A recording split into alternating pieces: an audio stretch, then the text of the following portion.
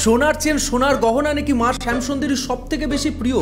চাল কলা দিয়ে নাকি আবির্ভাব হয়েছিল, তাই যদি আপনি আমাবস্যায় যান তাই 21,000 টাকা পর্যন্ত দক্ষিণা চাওয়া হয় মা শ্যামসুন্দরীর মন্দিরে, এবং আপনাদেরই চোখের আড়ালে সেই সোনা এবং সেই চাল রাতের অন্ধকারে পাচার করে দেওয়া হয়। সেটা কি আপনি জানেন?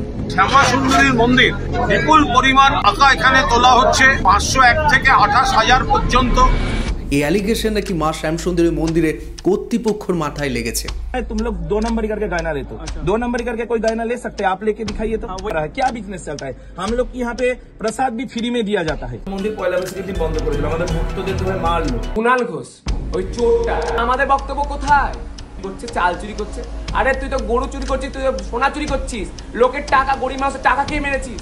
এবং আসল সন্দেহ তখনই শুরু হয় যখন মানুষজনরা বুঝে যায় প্রতি রাতের বেলা এরা ট্রাকে করে চাল নিয়ে যায়, এবং এই খবর যখন শ্যামসুন্দরী মন্দিরের কর্তৃপক্ষর কানে যায় তখন তারা রাত্রিবেলায় মা সমেত সমস্ত সোনা দানা সমস্ত কিছু গুটিয়ে তারা কলকাতায় ছেড়ে দেয়।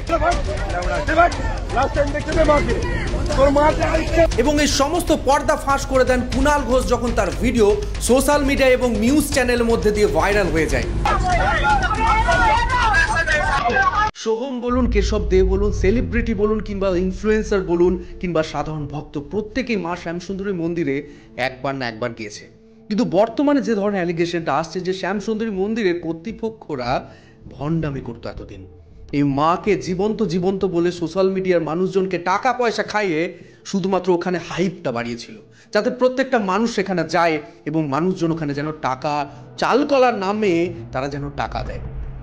যে ভিডিওর সাথে সাথে যে ফটোটা ভাইরাল হয়েছে সেটা একটু দেখানোর আপনাদেরকে চেষ্টা করব। এই ফটোতে আপনারা দেখতে পাচ্ছেন যে ওখানে দক্ষিণা বা প্রণামীর নামে, চাল কলার নামে নাকি এখানে 21,000 টাকা পর্যন্ত চাওয়া হয়েছে। 2100 টাকাও চাওয়া হয়েছে মিনিমাম। চাল কলার কি 2100 টাকা দাম? এই ফটোটা কতটা সত্যতা আমরা জানি না, তবে এইটুকু আপনাদেরকে বলতে চাইছি, যেখানে তৃণমূলের নেতার সমেত, বিজেপির নেতার সমেত প্রত্যেকটা নেতা মন্ত্রীরাও গিয়েছিল, সেই মন্দিরেই নাকি কুণাল ঘোষ একটি ভিডিও ভাইরাল করে দেয়। যে ভিডিওটা ভাইরাল হয়ে যাওয়ার পর আপনারা আজ তাক বাংলা এবং অন্যান্য যে নিউজ মিডিয়া আছে সেখানে ভাইরাল হয়ে যায়। কিছু মানুষজন নেগেটিভিটি সরাতে শুরু করে যে হ্যাঁ, এখানকার মানুষজন এতদিন ধরে ফ্রড করিয়ে গিয়েছে। 31শে ডিসেম্বর রাতের বেলায় যখন হঠাৎ আক্রমণ হয় এই শ্যামসুন্দরী মন্দিরের সামনে, তখন ওরা রীতিমতো ভয়ে থরথর করে কেঁপে ওঠে এবং সকালবেলায় কোনো ভক্তদেরকে যেতে দেওয়া হচ্ছিল না। কিছু ভক্তরা যারা আগে থেকে গিয়ে পৌঁছেছিল তাদেরকে লাগিয়ে রেখে দেওয়া হয় এবং রীতিমতো থ্রেড, গুন্ডামি করে তাদেরকে ভয় দেখানো হয়। ওখানকার যারা ভক্তরা তখন ছিলেন তাদের কথাবার্তা একবার শুনুন। এখানে পুজো দিতে আসে, এরা দরজা ভাঙচুর করছে, দরজাটা ধাক্কানো হচ্ছে জোরে জোরে। কোন অবস্থা করেছে, আমরা এখানে রীতিমতো সব ভয় পেয়ে গেছি। এইজন্য না যে আমাদের কিছু হবে, এখানে কত দূর দূর থেকে ভক্তরা এসছে, তাদেরকে এরকম করছে। মায়ের সামনে কত বড় অপমান, মায়ের বলছে গয়না খুলে দিয়ে দিতে মায়ের। প্রত্যেক দিন এখানে হাজারো ভক্তরা এখানে আসেন এবং তার সাথে সাথে দুবেলা করে প্রসাদেরও ব্যবস্থা করা থাকে। এবং সব থেকে ব্যাপার যেটা আরো ভাইরাল হয়েছিল, এই মা নাকি চকলেট খেতে ভালোবাসেন, তার জন্য প্রচুর চকলেট এখানে মানুষজন দিয়ে যান। সেই চকলেট পর্যন্ত ভক্তদের মধ্যে দিয়ে বিলিয়ে দেওয়া হয়। তাছাড়াও মায়ের গায়ে যে শাড়ি থাকে সেই শাড়ি পর্যন্ত ভক্তদেরকে বিলিয়ে দেওয়া হয় বছরে 2 বার। এবার একটা বড় প্রশ্ন, যে মানুষজনরা দুবেলা করে মানুষজনদেরকে প্রসাদ দিচ্ছে, তারা কেন চাল পাচার করতে যাবে?